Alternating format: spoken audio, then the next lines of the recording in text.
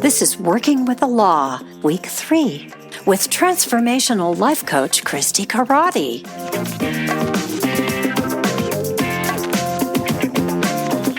Hello and welcome. This is Working with the Law. And today we're going to explore the law of supply from Raymond Hollywell's work. But right now we're going to start from that place that we always start, and that is to set the tone in gratitude and proud of. So I'll open up with putting out the idea of gratitude for my home, coming home to my home after being gone for 10 days, and especially my amazing kitchen that supports our healthy eating, and as well as being in the beauty. When we surround ourselves with beauty, everything becomes beautiful. The idea is just to be in beauty creates that vibrational frequency of beauty. And I'm grateful for having this beautiful place to be and create healthy food. We had a wonderful family meal last night. After eating on the road for 10 days, it was wonderful, and I'm grateful for my home, my kitchen, and healthy eating. And I'm proud of healthy eating. I'm proud of beginning to know I was not raised with healthy eating and letting go of the old habits of how I ate, how I was taught to eat. So I'm proud of that. So right now, take a minute and think of your own gratitudes and you're proud of, and let's weave them together to create this atmosphere of allowing the learning in, to allow the insights, to allow the universe to move us in the direction of our dream, of our next becoming.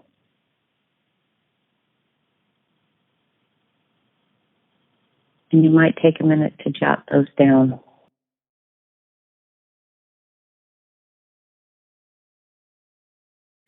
So today we're studying the law of supply. And as I restudied this, I came up with 3 tools out of this material of how we can create supply. Because one of the things, basically, the work is to create the magnet of supply. Here's a quote. Our mental magnet then is greatly reduced in strength by worries and fears, and our inflow of good is slowly closed off or muted. If our mental force becomes too weakened, we may even repel the little good that is trying to reach us. Likewise, the mind magnet of a person can be stimulated to a strong force of attraction.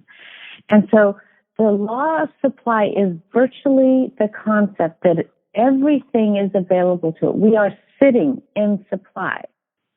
And that it is through our mental thought, through our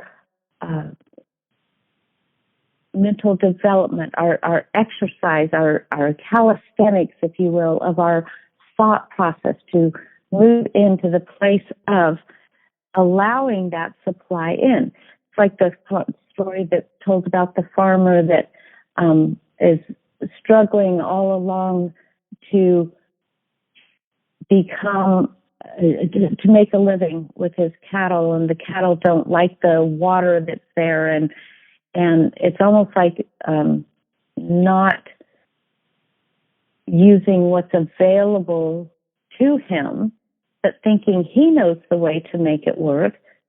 It's the only way he knows. He was probably raised in families of ranchers raising cattle. And then somebody discovers through the water the cows would not drink, that was actually an indication of that there was something greater going on in place. And that's one of the reasons we use our discontents and our struggles. Those are actually gifts for us. Those are actually ways that we can turn and see, well, if this isn't working, what is in this for me to learn? So the 3 points that I've come up with out of this material are the three tools that we can use to open ourselves to supply and create supply is, first of all, to declare.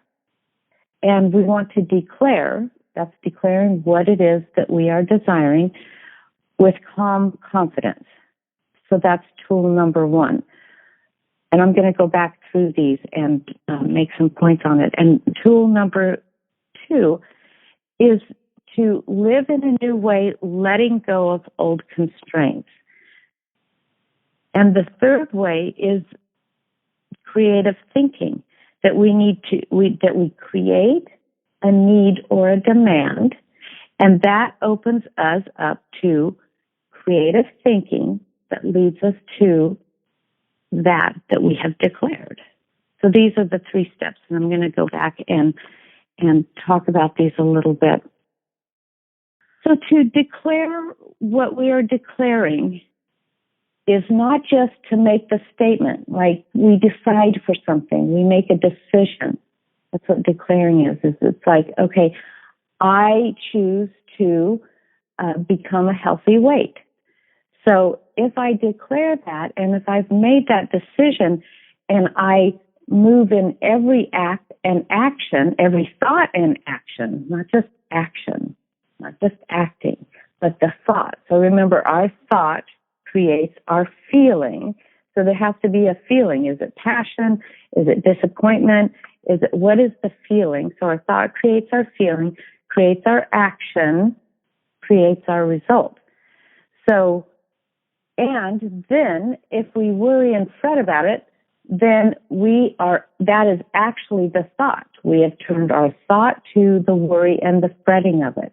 Okay, so the checkbook's a great example of this. Okay, so our thought is to have $1,000 at Gay Hendricks. Mary talks about the story about Gay Hendricks, and when he really started shifting his thinking around, he just started declaring that there would be $1,000 not needed for any particular thing at the end of the month. And so he declared that, and he envisioned that, and he saw that. And all of his thoughts and actions, now the actions are not, I remember being on a call one time and somebody said, well, if I'm going to have $1,000 at the end of the month, then that means that I have to really tighten my belt.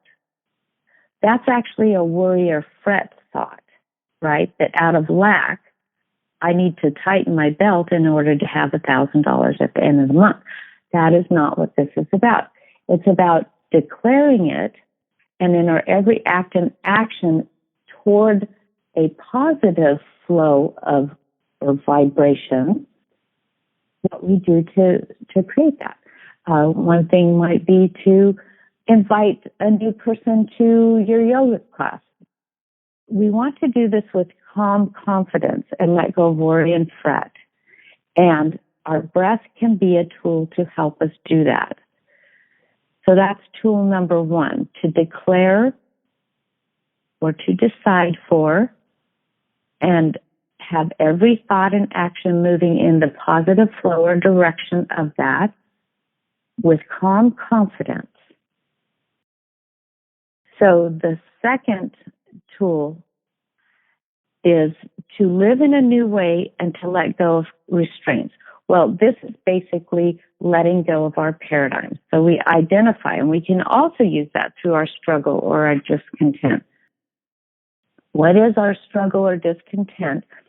Now, we can look to that. If we really need to bust a paradigm, we can look to that and say, oh, what's the thought or the thinking in that? And we can identify the thinking. We were raised to think that way. It's an outside world thinking. It's the idea of looking at our checkbook, or what have we been trained to think about? Live in a new way, letting go of the constraints.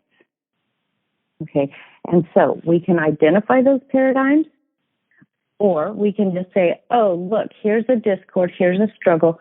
What is it that I have decided for? So we go back up to tool number one, and we just move in that direction. Now, if it repeats itself over and over again, we keep this is about building a habit. Building a habit. Last week we talked about a habit. I've come upon a habit with my coach, has identified a habit of mine. And it's like, I didn't even realize it was just a habit. I thought it was a condition. I thought it was a paradigm that had some meat to it. And the only meat it had was a habit.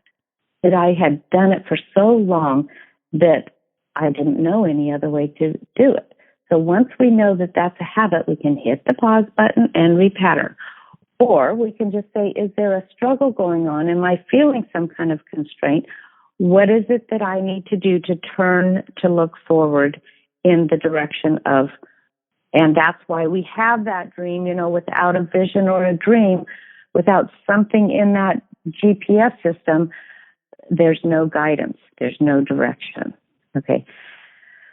So the third way is creative thinking. And this is why we create need or demand or desire.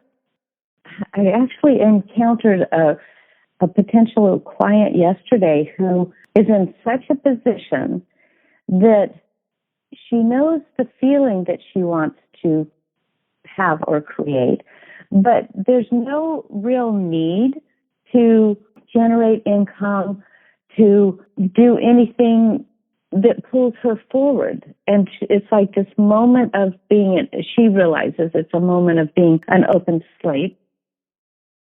Her life situations have just put her in the place where the world is totally open to her. But because there is no need or demand or desire, it's like, what direction do I go? What is the meaning of my life? And so nothing is moving to fill that. It's just like every time I know that I'm going to stay in this work with my teachers and mentors, and every time it's time to re-enroll, it's always a little bit more. It's always a little bit more than even what I expected, and it's always a reach. And I love that it's a reach, both financially, time-wise, content and curriculum-wise, because it always keeps pulling me in that direction of my greater becoming. And so if we look at the law of supply and we relate it to money, then really we can celebrate and bless our bills. Because really think about if we didn't have our bills, and we, because we're conscious thinkers, could have a different way to deal with this. But think of what it's doing for us, what it has done for us. It has encouraged us, now we have a conscious way of looking at this, to find work that we love to support having a home, having electricity, having the travel, whatever it is in our life. And so that is creating the need or the demand. And this leads us to creative ideas as long as we are open to creative thinking. Here's a real great example of this. My younger brother is actually a retiree, multimillionaire retiree from Microsoft. At the age of 37, he left Microsoft and was a millionaire when he left. And one time he said to me, I can't even afford to travel like you do, Christi. And so I want to put out the concept of it's not the money we want, it's what it allows us that we want. And sometimes this is where the supply is. And so anytime we create that demand, we want to ask those 5 questions. Does it give me life? Does it cause me to grow? The 5 questions, because then, as opposed to the story of the man who made a lot of money, but he lost his relationships. That's one of the core values that I navigate with right now. Does this take away from my family time? And if it takes away from my family time, it's not the right direction for me. So I had the value of travel. My brother had another value. And now he's traveling. They travel. But it was just interesting thought that he has all this money, has all this available to him, and he wasn't feeling that he could travel like I traveled. So that's another thing, is thinking about, Jerry and I took a year off and traveled the world. And, we had set it up in such a way that we could live and travel for that year. Partly, we rented our house out, so we didn't have a set place to live. So we didn't need the income to pay the mortgage payment. That was a choice that we made. And we had set it up so that we could easily travel the world for a year. And it is such a different lifestyle than now, when we are, in a sense, tethered to the house. And our traveling is very different. We travel for a week or two, not 12 months. So we want to think about the law of supply, not just in terms of money, but what it is that we want. And if it is money, what it will allow us. So how do we open the door rather than enter through the keyhole? So those are 3 tools that help us with that. I had a few things in here that I wanted to share. Here's one of the statements from the work. If we love the law, use the law to gain supply, and use it wisely, it will satisfy every desire. Okay, and what does that mean to love the law? To love the law means to work with it, with the law, not in the way like the guy who goes into the bank and wants to cash a check without putting his name on it first. We need to use the law the way that the law works, and that's what's loving the law. It's like if we say, I don't love the law, I want to do it my own way. It just won't work. There are laws in place, and if we use them, they allow our greater freedom. We will learn how to live wholesomely, freely, wisely, and there will be no losses. Our lives will be as complete as God, the law, designed them to be. And of course, that's the way we're supposed to live. We're supposed to choose to live in harmony with the laws of the universe, in harmony with God's way. We say God's way, it's the law's way. When we're working against the law, we are really working. So if there's effort or struggle, we can just realize that somehow we are not working with the law. And so we can just stop and say, how do I work with the law? And for me, a lot of this work is about chipping away, like the sculpture of Lincoln or of David, that we chip away and let go of what isn't. And that's how we move into supply. In truth, man embodies every law of nature related to his highest welfare and orderly growth. He is not separated from any good that he may need to enhance his happiness or further his progress. The use he makes of his present endowment of intelligence and power, that is the only thing that keeps us from our good. So you are entitled to all good you can appropriate and use. The more good you realize and enjoy, the more you live in accord with the purpose of the ever-present spirit of goodness. That's what this work is about learning how to use the law of supply. Okay, how do we do it? And that's where I searched through the material and I looked at what are 3 key tools that we can use to actually understand and shift our thought from a limitation thinking to opening up to knowing and experiencing that sense of sitting in the all supply, and what are tools that we can use to move in that direction.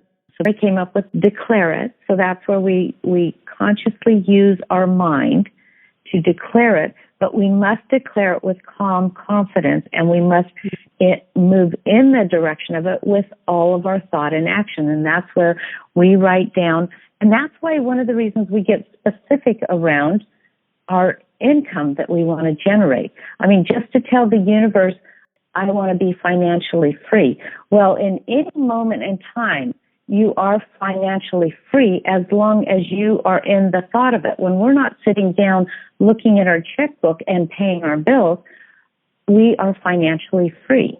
But how do we shift that then and overlay it onto the moments when we pay our checkbook and we can sit there and declare what it is that we are moving in the direction of, and knowing that it is happening and knowing that through all our thoughts and actions with calm confidence that we are that person that is accessing all supply. So to declare with calm confidence. And the second one is to live in a new way. That means letting go of old habitual thinking. I mean, really, if you are feeling self-doubt, lack of deserving, lack of source, these are all just habitual thinking. And so what do we do to change a habit? We come up with a way of reprogramming it. So, I deal with my sense of worthiness and deserving as well. So now my current affirmation is, I am a divine child of God, and by my nature, I am worthy and deserving. And to practice that all the time and to get it in your cellular system so that when something comes up that says, oh, this is your old belief system, this is just an old habit, we can input that new, by my nature, I'm worthy and deserving. So that's what that means, to live in a new way, letting go of constraints. So really working on our habitual thinking. It reminds me of the fly in the window, that we're oftentimes trying to get out because it looks like this is the direction to go. And yet, just 20 feet across the room is an open door. How do we make that turn? First, you have to stop fighting to get in that direction. And that's one of the clues. Is it feel like an effort? Does it feel like a struggle? Does it feel like a fight? And then the third is to think outside the box, to think new thoughts, to think in ways, the ability to create a car was always in existence. It wasn't until the need or demand came up that then the creative thinking took place. I guess it was Ford that went to his engineers and said, I want you to come up with the means of creating a combustible engine. And they said it wasn't possible. And he says, I know it's possible because I can think of it. Because I can think it, I know that it can become it.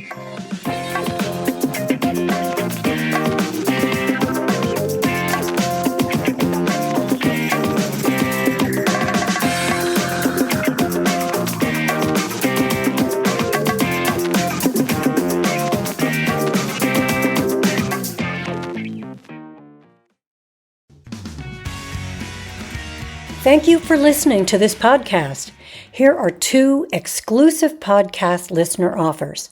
First, for a limited time, podcast listeners can work with Christi in person at a deep discount. Christi offers a unique coaching modality of her own creation that helps clients discover their own answers to where they're stuck and how to move forward. As one of her clients puts it, it always works. This transformative process is designed to help you identify blocks and create breakthroughs in your personal and professional life. As a thank you for listening to the podcast, you're eligible for a special discount. Normally $97 for a half-hour introductory session, podcast listeners get a $70 discount automatically applied if you use this link, masteringtheartoflife.com/podcast-IWD-offer. That's masteringtheartoflife.com/podcast-IWD-offer. And that link is in the podcast general description as well. Second, you can get the entire library of Mastering the Art of Life with PDF notes and worksheets for each lesson, plus bonuses at no cost at masteringtheartoflife.com/9-month opt-in, all one word, masteringtheartoflife.com/9-month opt-in. That link is also in the general podcast description.